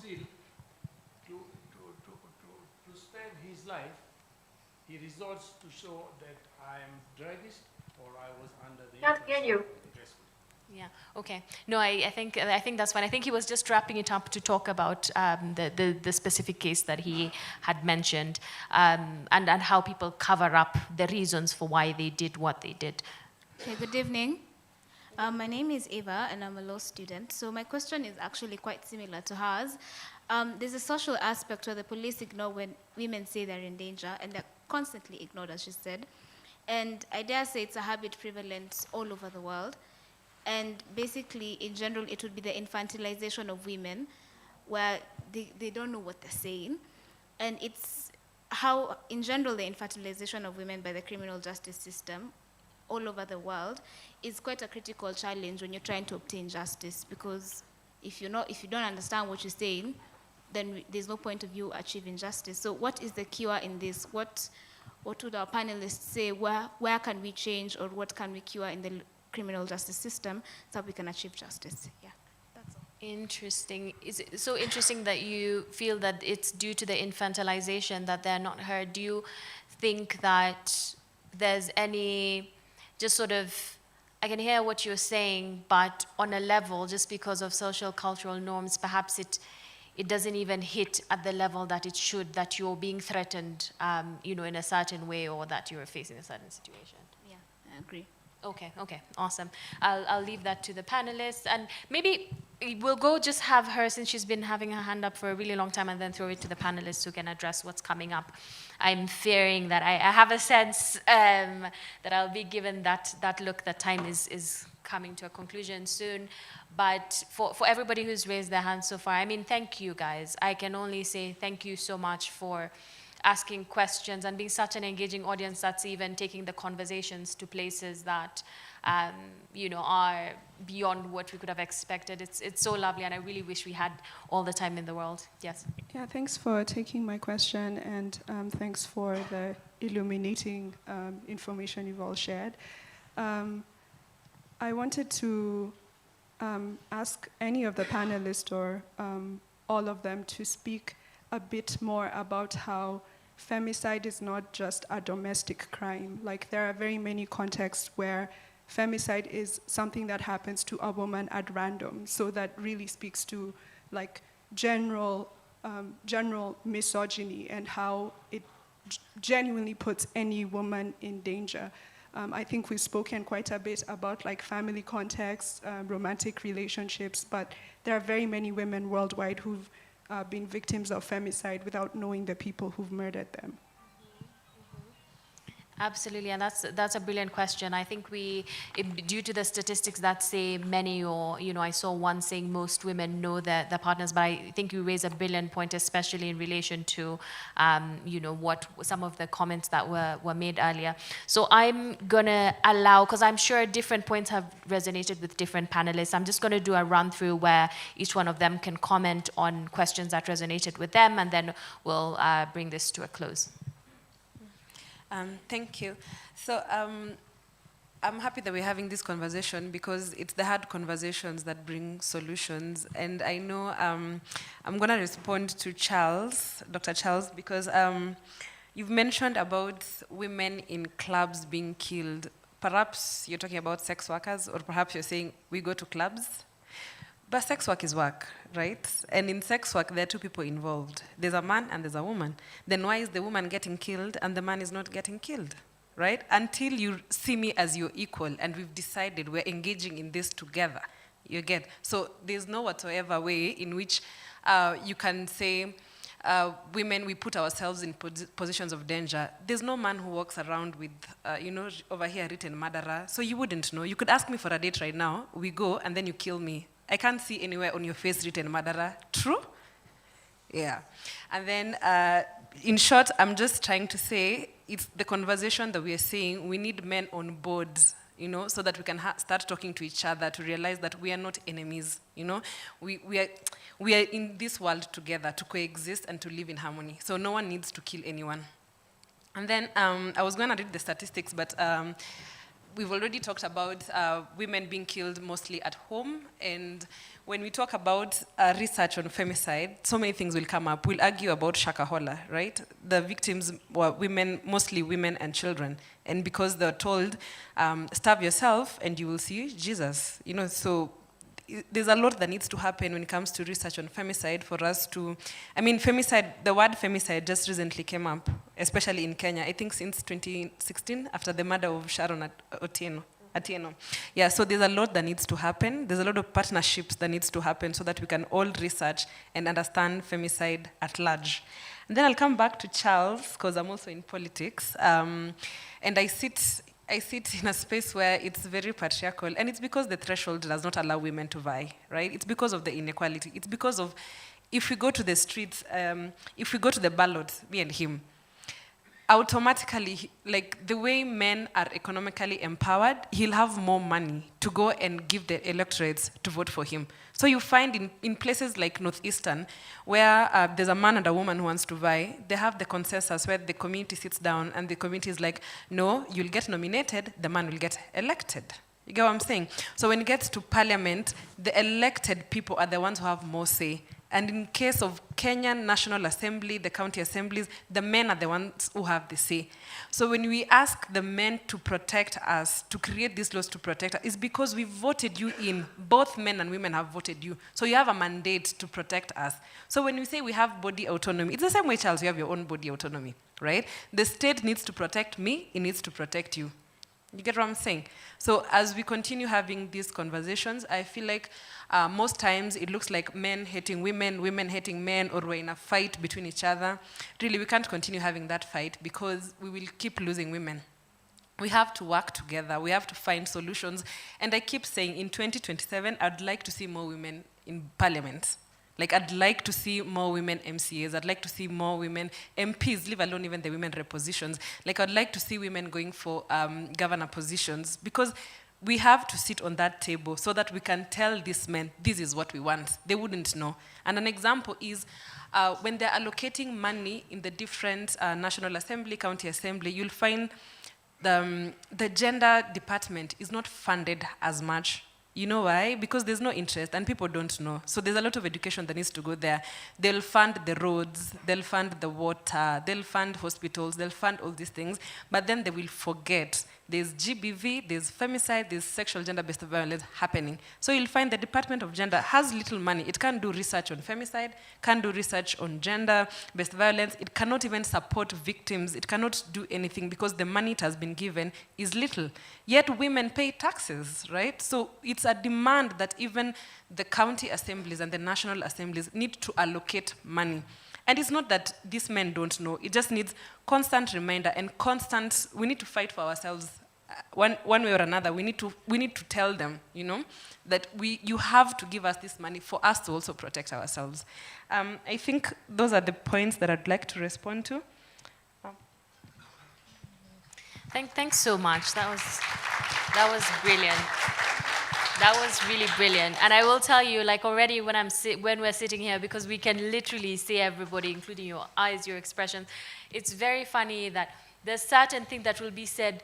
Immediately I will see complete and full understanding from the women, and they're nodding their heads, and I think that's what I mean, the gap between that lived reality and sort of, men understanding. That's why I was saying that empathy is a step-by-step process, and the more this becomes an issue that's close to you, the more you see a woman you care about endangered a certain way. And just as we're talking about bodily autonomy, there are certain things you couldn't imagine happening to yourself that, because of just the normalizations that we've made, when it happens to a woman, we're sort of looking for the pretext of, but what did she accept the money? Was she in the club? Like, we've got to go, it's important to keep having these conversations so that we can see, so that men can see women as fully, because it's just exactly as fully as they see themselves. And it's just exactly what Marcy was saying. Honestly, even when people say those feminists, to be honest, feel that that othering, like most of the time, feminists, they're a couple of them, my friends, myself, it's just really where we have very, very good and solid relationships with many men, and it's never, when we're interacting one-on-one, there's never those people and then us. It's really just, from a human to human perspective. So I would love to see, just like you, I would love to see more of that, and people really just understanding that, a feminist is just someone who sort of also wants to just be seen in her full humanity and also allowed to exist in that way too. Yeah, do you want to go ahead, Wallace? Thank you, Carol. I go back to my comments on victim blaming. And we honestly need to be very careful about it, because then we're now creating justifications why somebody's life was taken. And so for the perpetrator, basically, they'll sit back, relax. The court of public opinion will be there saying, well, what other recourse did he have other than take that particular action? Going back to Dr. Hamala, in terms of, we're not generalizing that women, that every woman is in danger. It is a fact. Not every woman, for example, will be in a nightclub, drinking, and then they'll be killed. Sheila Lumumba, her only mistake was that she was a queer woman. She was raped and murdered in her house. That was her only mistake. What of that woman who was walking home, raped and murdered? There are women's bodies which are retrieved in Kware. We don't know their stories. They're probably just going to get dinner for their kids. When they left their houses, they didn't think today will be my day. Remember that comment of never think it can never happen to you.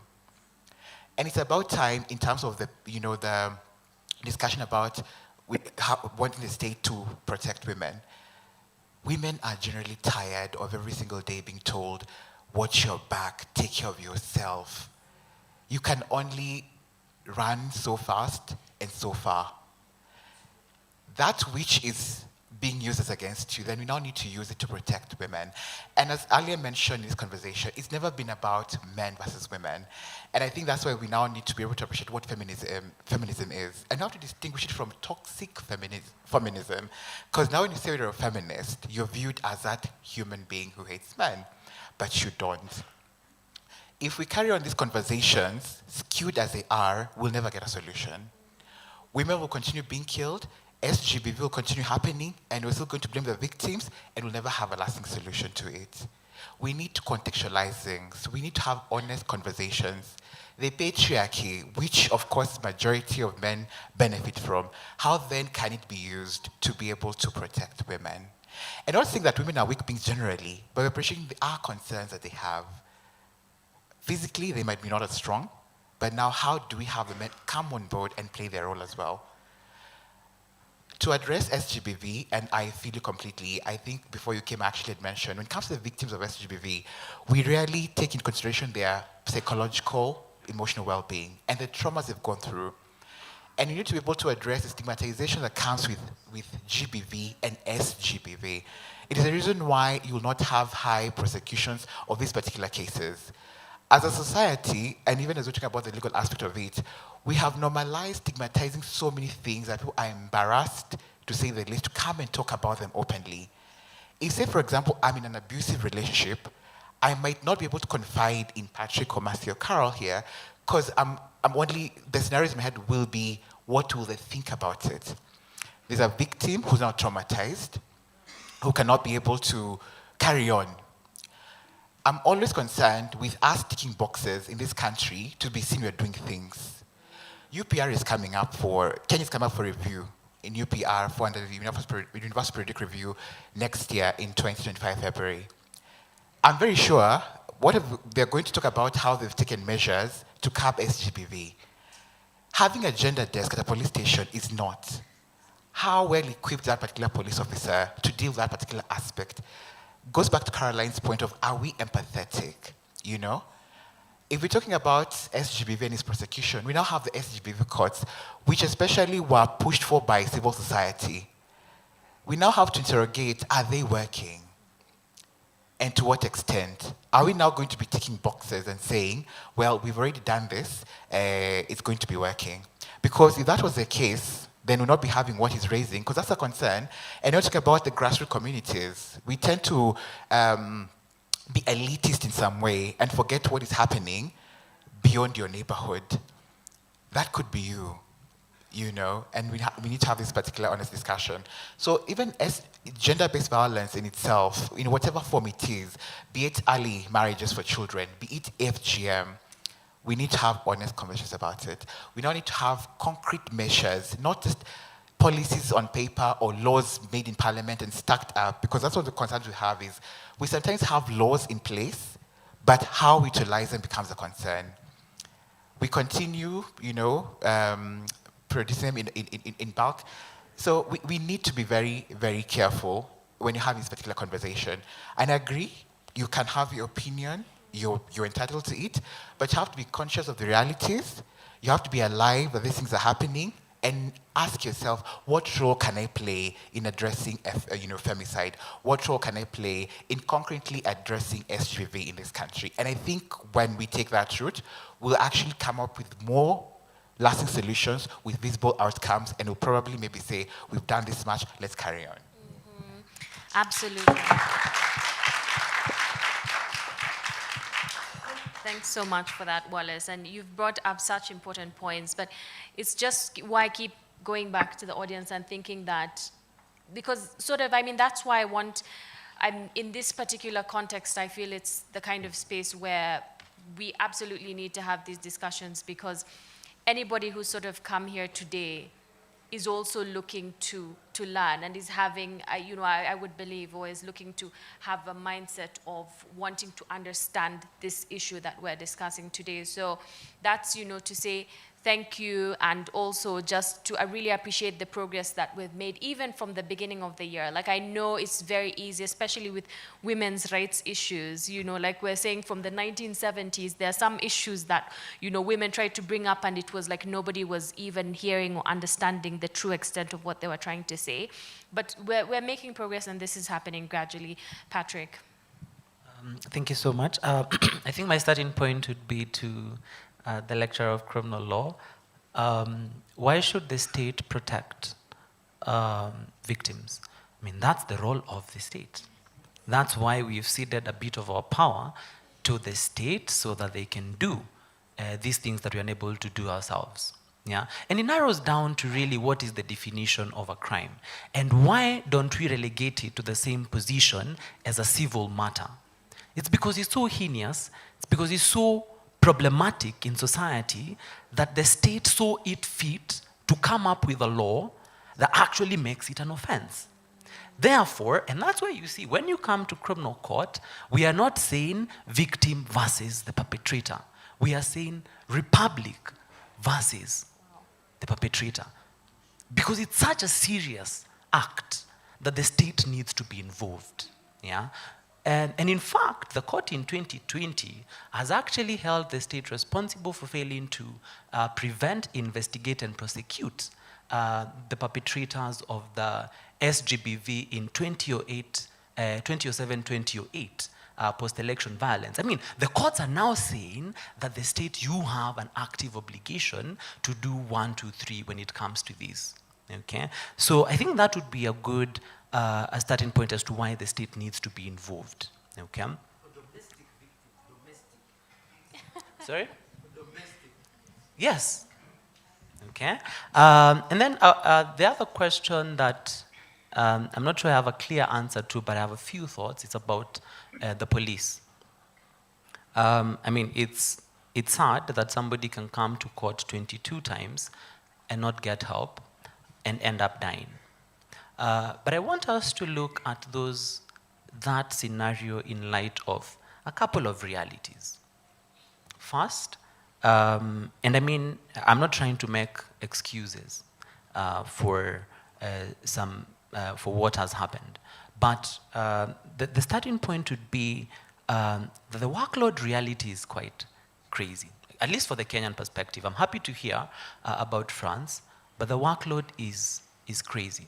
I interact with police officers because I watch brief for complainants, and they tell you the matters they're handling in a week, and you can't imagine that one person is doing all that work. That doesn't mean we cannot humanize how we deal with people. I've also seen some investigating officers that completely tell off victims and witnesses. I mean, they just don't bring files to court. They completely ignore you. And that's how your case goes down the drain. But also, in terms of shoddy investigations, I'm also a defense attorney. I mean, there are some cases I've won that I wasn't very proud of because the investigation that was done made it so easy for me to win the case. And I mean, some of those are GBV cases, yeah? And when that happens, it becomes a problem because that's not a court problem. That's not a defense counsel problem. It's a problem that originated at the police station. And part of, so they don't fill P3 forms, the medical examination forms, they don't fill the post-rape care forms in some cases, and it becomes impossible to prove some very key elements of the offense of some of these offenses, okay? But capacity building, I mean, a lot of us say it's cliche, it's been said and over time, but I'm going to give you a very specific example. One work we did at the law clinic was to train officers on how to deal with children with intellectual disability, yeah? They didn't have a clue. Yeah? So we put a child here with schizophrenia, one with autism, and then we told the police officers, deal with this child. They have come to report an offense. And they had no clue. So this part can help. And this is my thought on it. But also another most important thing is that the law has shifted to such a point where the victims are being involved a little bit more than they were being involved. Where you can afford counsel, that has been a wonderful addition to support the work of the police, or also to tell the police to do their job.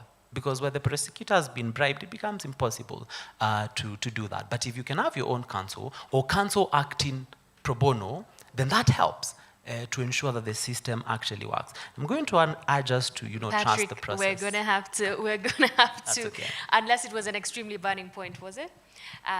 Okay, I think just because I think maybe Caroline may have to drop off soon, but before we even move from you, guys, I just really want to ask for, you said a powerful point regarding why does the state get involved?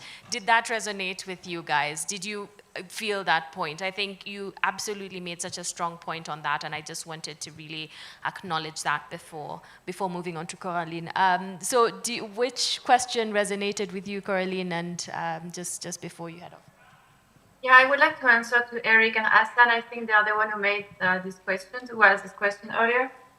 What can you do if you don't have a police officer at the desk where there should be a police officer?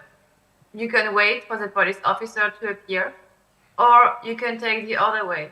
You can collect your story and be a non-profit and actually offer a space for victims of domestic violence or sexual assault to tell the story of how they haven't been heard at the police station and what they would have liked to say to this police officer. It has been done in France by a few organizations, and I mean, it had worked in the way it has been used to expose not only what the police doesn't do, but also what are the offenses, what are the factual situations that the people do experience. And very quickly, I just wanted to share with you my screen. I hope you're going to be able to see this. I think, Mercy, you said that in 2016, you heard the word femicide in Kenya. And I did my research on this as well. And I found the website of Diana Russell, who is the woman I told you a bit earlier. And she's the one who really did the research since the 1970s.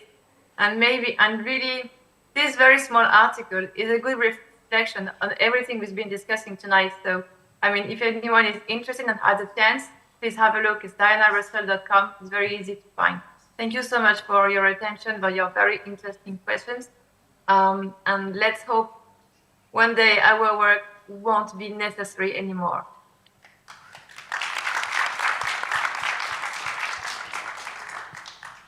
Marie. Yes. Thank you for the discussion and all the questions. I just wanted to come back briefly to the question of individual and collective responsibility in patriarchal societies, with the idea of the state to protect us, even if, as we saw, there are differences between legal system in France and in Kenya.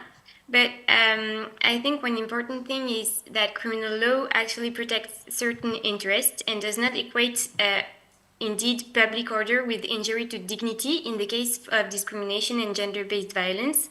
But I believe that discrimination and gender-based violence both create individual and collective harm, and that is what we have to question, both the responsibility of the perpetrators and that of the states that can participate in maintaining the patriarchal system. And as Coraline was saying in the introduction, we need to go back to the 70s when women's liberation movements were born to see the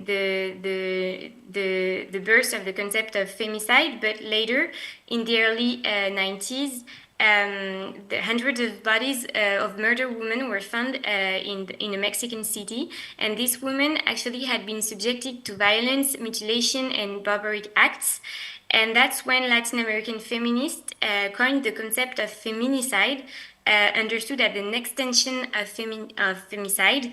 And it's the idea that it is no longer the murder of a woman as an individual, but a mass crime, a state crime, actually, and it's about killing women as an identity. So, how it was said during the discussion, not only a domestic crime. And I think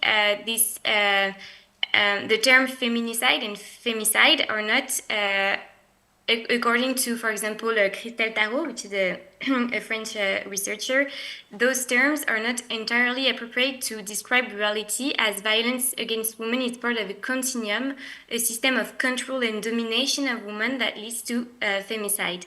And this idea of femicide continuum articulates all forms of violence, taking more or less subtle forms and varying from one society to another. And the femicide is to be understood as the most brutal and lethal expression of a long chain of patriarchal violence. And I think this was the observation made about the lack of protection from the police. And indeed, in France, it also depends on who lodges the complaints and who is accused. And the state doesn't necessarily treat violence in the same way. That's why, to finish on this, I believe it's necessary to fight for emergency measures, to access to law for everyone, protection, change of mentalities in order for men to be allies, but more concretely also to fight for resources for association, for health establishment, for the training of special personnel, and also cross-cutting measures in order to enable victimized women to escape from, for example, economic dependence. Thank you very much for all the discussion and all the insight. Lovely. Lovely. Well, thank you so much, everyone. First and foremost, could we really give just like an absolute applause to this excellent panel that have just blown it out of the park? Yeah. But absolute gratitude to you guys, every single person who's stand up here today. Like I said, I actually just believe any single person who brought themselves to this room is doing so with a mindset of trying to at least understand or, gain some knowledge or trying to empathize for whatever reason that brought you here. I thank you so much. I think, you guys have absolutely raised the bar on the kind of questions that the panelists were able to address and where we were able to go with this conversation. Thanks so much for your brilliant commentary. Please give yourself a round of applause. All right, so that's it for our evening today. Thanks very much to the French Embassy, Alliance Française, also for organizing this brilliant session. I think we've all come out learning so much, and have a lovely evening, everyone.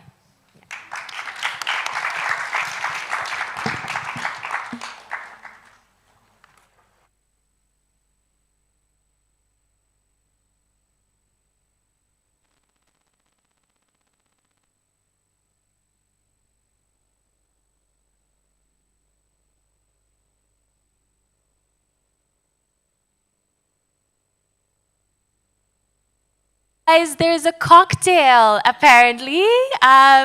People, so if you want some drinks, I think there's some bitings too. Is it happening down there on the corridor? Yes, go get some drinks, go get some food. You deserve it.